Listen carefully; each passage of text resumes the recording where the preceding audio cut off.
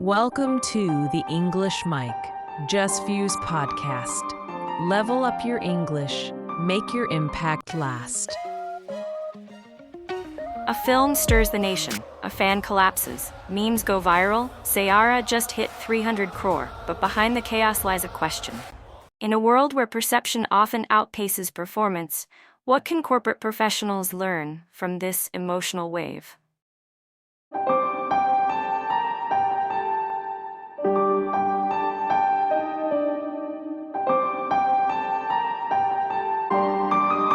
Let's decode the buzz. Welcome to the Deep Dive. We're the place you come to make sense of the big stories, turning all that complex info into, well, insights you can actually use. Today, we're diving into something pretty wild that happened back in July 2025, the film Saiyaara. Oh, yeah, that one. Right.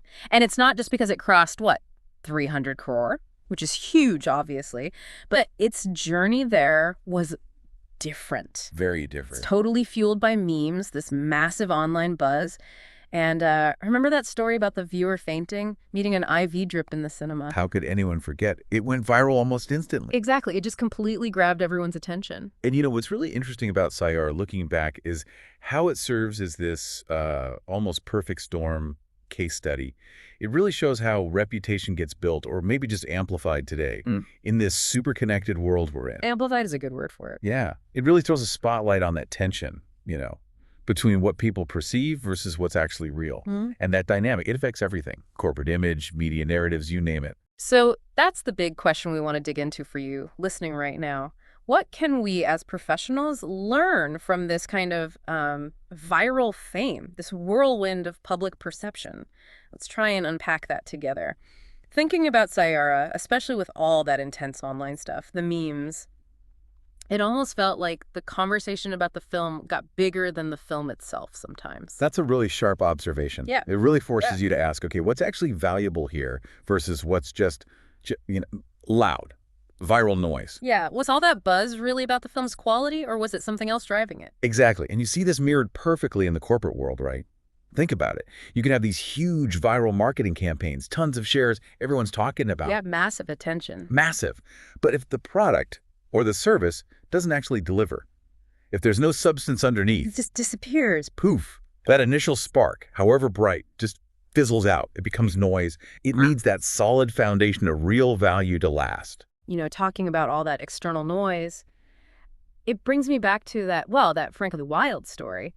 The viewer fainting during Saiyaara. Yeah, that was something else. It sounds so dramatic, right? And it just instantly became part of the film's whole story.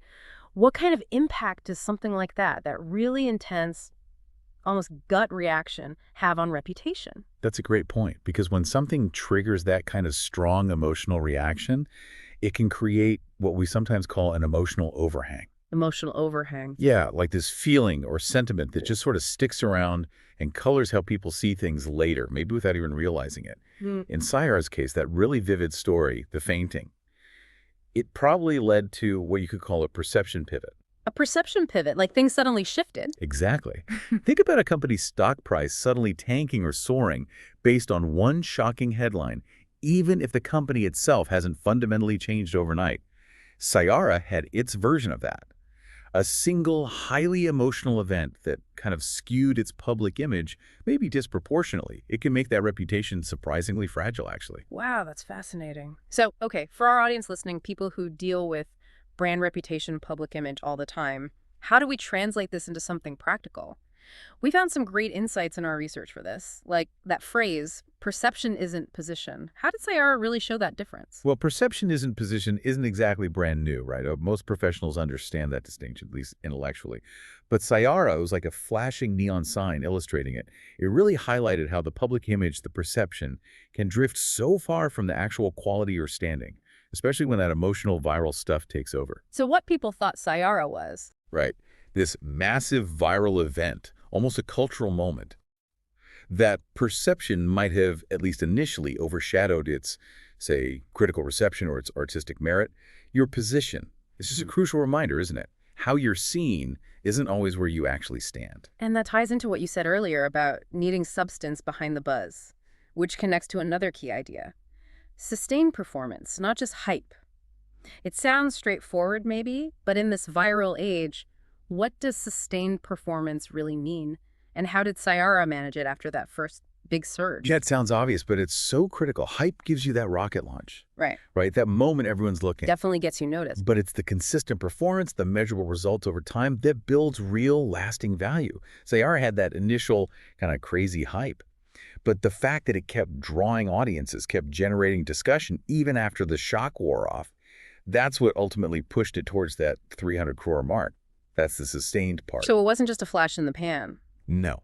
And for any organization, that's the challenge. How do you turn that fleeting viral attention into something solid, into ongoing engagement? It means your product, your service, whatever it is, has to consistently live up to the promise that hype created. You got to build that reputation brick by brick, not just rely on fireworks. Which makes perfect sense, and it leads right into the next point. Lead with clear narrative, not noise. Yeah. Because, man, in an age where anything can go viral, where memes and stories like the fainting one can just dominate, it feels so easy for the actual message to get totally lost. Oh, absolutely. It's drowned out. With Sayara, the viral nature meant tons of noise, like you said. Yeah. The memes, the fainting anecdote, and yeah, it grabbed attention, but often it wasn't really about the core story the film was trying to tell. Oh. So for effective communication, particularly, let's say, in a corporate setting, you have to cut through. You need a clear, concise, compelling narrative. Your story, your message needs to be deliberate.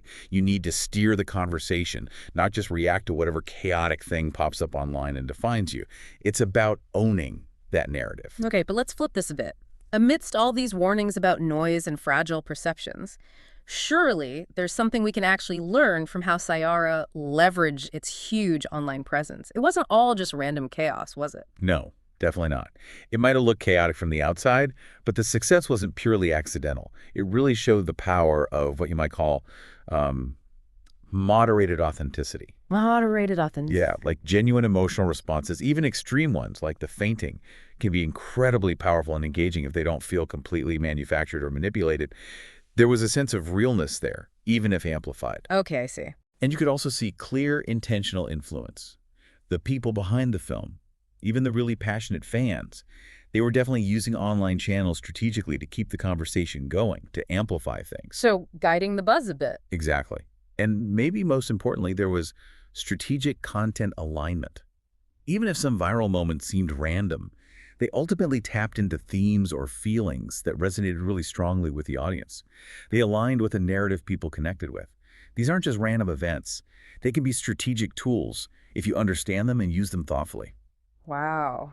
This has been quite the deep dive, hasn't it? We've really poked at that central tension, the gap between a fleeting viral wave and something truly lasting, real influence.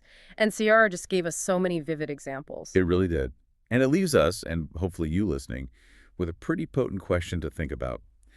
Which wave do you think truly lasts? Is it the buzz, the perception that might lack depth?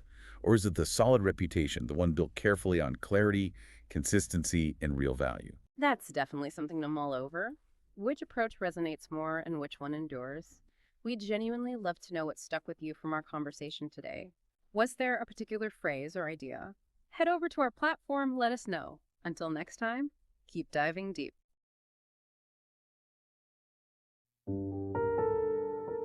So, what did we really learn from Saiyaara's rupees 300 crore chaos?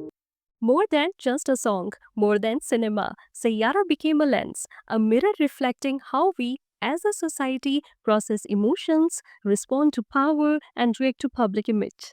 And surprisingly, it gave us a crash course in the most misunderstood currency of the corporate world.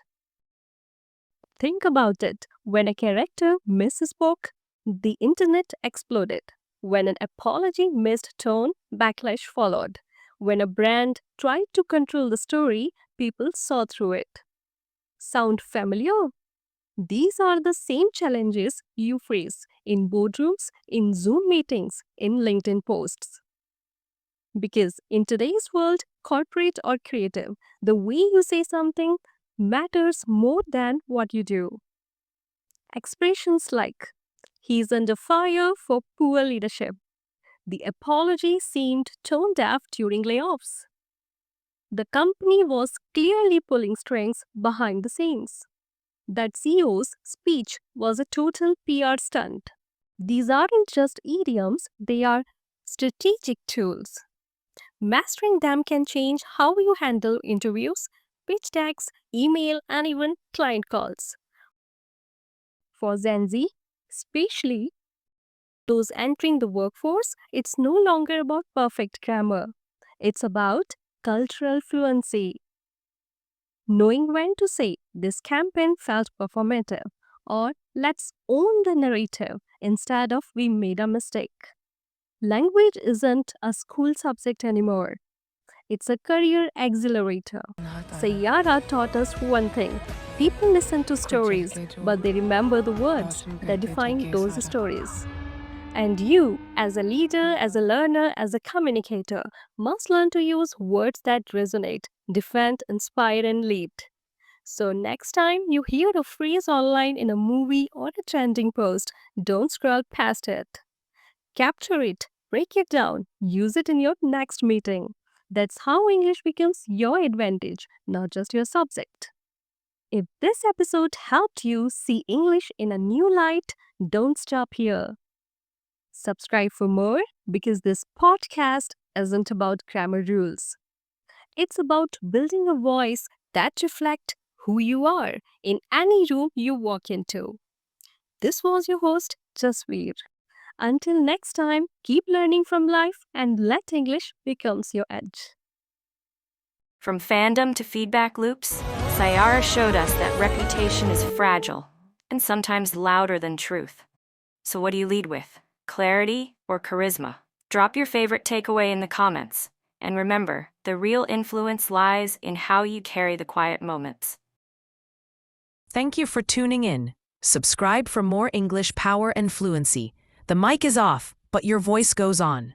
Stay confident, stay expressive.